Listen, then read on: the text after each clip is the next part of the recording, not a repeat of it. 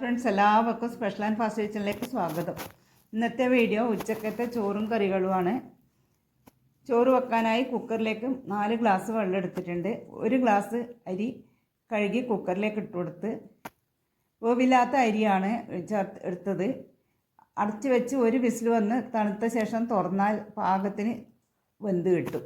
വേവുള്ള അരിയാണെങ്കിൽ 2 whistle വരണം. ഇനി കറി ഉണ്ടാക്കാനായി കുറച്ച് ചക്ക വൃത്തിയാക്കി എടുത്തിട്ടുണ്ട്.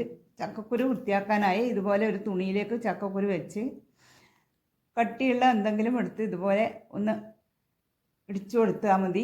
ചക്കക്കുരു എല്ലാം ഒന്ന് പൊട്ടിക്കിട്ടും. ഇങ്ങനെ ചെയ്യുകയാണെങ്കിൽ ചക്കക്കുരു മുറിക്കേണ്ട ആവശ്യമൊന്നുമില്ല. ഇത് പുറഭാഗം പുറത്തെ തൊലിയെല്ലാം പെട്ടെന്ന് തന്നെ ഇളകി കിട്ടും.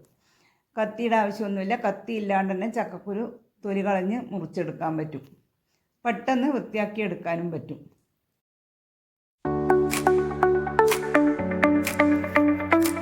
ചക്കക്കുരുവെല്ലാം വൃത്തിയാക്കി എടുത്തിട്ടുണ്ട്. ചക്ക ചെറിയ കഷ്ണങ്ങളായി മുറിച്ചെടുത്തു.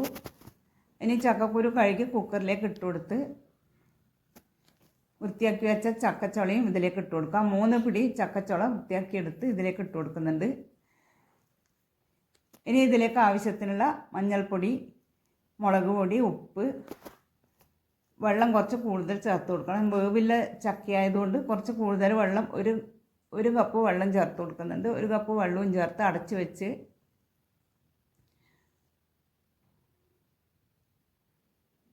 2-3 വിസിൽ വരുമ്പോൾ ഓഫ് ചെയ്താൽ പാകത്തിന് ചക്ക വെന്ത് കിട്ടും.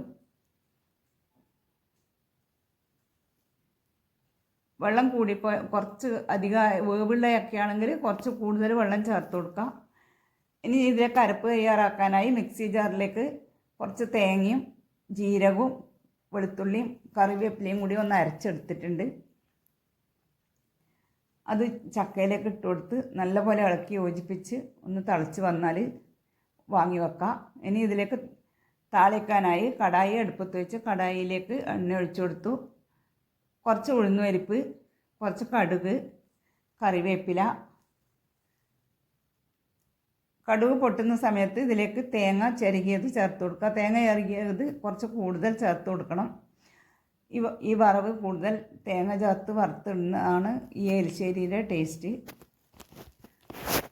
തേങ്ങ നല്ല ബ്രൗൺ കളറായി വന്നിട്ടുണ്ട്. തേങ്ങയും കറിവേപ്പിലയും എല്ലാം നല്ല പോലെ മൂത്ത് വന്നിട്ടുണ്ട്. ഇനി ഇതിലേക്ക് ഗരം മസാല ഇഷ്ടമുള്ളവർക്ക് കുറച്ച് ഗരം മസാല ചേർത്ത് കൊടുക്കുക. ഇഷ്ടമില്ലെങ്കിൽ കുരുമുളക് പൊടി മാത്രം ചേർത്ത് കൊടുത്താൽ മതി. 1/2 ടീസ്പൂൺ കുരുമുളക് പൊടി എരിവിനനുസരിച്ചിട്ട് ചേർത്ത് കൊടുക്കുക. ഇനി മൂത്ത് വന്ന വറവ് കറിയിലേക്ക് ഒഴിച്ചു കൊടുത്ത് നല്ലപോലെ ഇളക്കി യോജിപ്പിച്ചാൽ നമ്മുടെ ചക്ക എലിശ്ശേരി റെഡിയായി. ചോറിൻ്റെ കൂടെ കഴിക്കാൻ പറ്റിയ നല്ല രുചിയുള്ള കറിയാണിത്.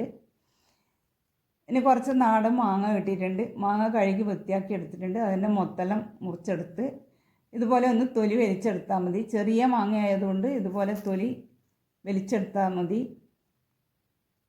മാങ്ങ മുറിച്ചെടുക്കേണ്ട ആവശ്യമില്ല. ഇതുപോലെ മുഴുവനായി ഇട്ട് കൊടുക്കാം.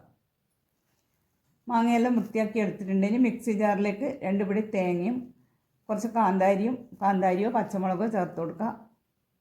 കുറച്ച് വെള്ളം ഒഴിച്ചിട്ടൊന്ന് അരച്ചെടുക്കണം. അരച്ചെടുത്ത് ഇതിലേക്ക് കുറച്ച് കടുകും കൂടെ ചേർത്ത് ഒന്നും കൂടി അരച്ച് മാങ്ങയിലേക്ക് ചേർത്ത് കൊടുത്ത് നല്ലപോലെ ഇളക്കി യോജിപ്പിച്ച് ഇനി ഇതിലേക്ക് ചേർത്ത് കൊടുക്കാനായി കടായിലേക്ക് കുറച്ച് എണ്ണ ഒഴിച്ച് കടുക്, വറ്റൽമുളക്, കറിവേപ്പില താളിച്ച് മാങ്ങയിലേക്ക് ഒഴിച്ചു കൊടുത്താൽ മാങ്ങാക്കറി റെഡിയായി. ഇതാണ് ഇന്നത്തെ ഊണിൻ്റെ കറികൾ. നല്ല സ്വാദുള്ള മാങ്ങാക്കറിയും ചക്ക എലിശ്ശേരിയും, ചീരപ്പേരി, അവിയൽ, അച്ചാർ. എല്ലാവരും ഉണ്ടാക്കി നോക്കുക. വീഡിയോ ഇഷ്ടമായ ലൈക്ക് ചെയ്യണേ. നിങ്ങളുടെ അഭിപ്രായങ്ങൾ കമൻറ്റ് ബോക്സിലൂടെ അറിയിക്കണേ. ഇതുവരെ സബ്സ്ക്രൈബ് ചെയ്യാത്തവരാണെങ്കിൽ പ്ലീസ് ഒന്ന് സബ്സ്ക്രൈബ് ചെയ്ത് സപ്പോർട്ട് ചെയ്യണേ. നല്ലൊരു വീഡിയോയുമായി നാളെ വരാം. Thank you for watching.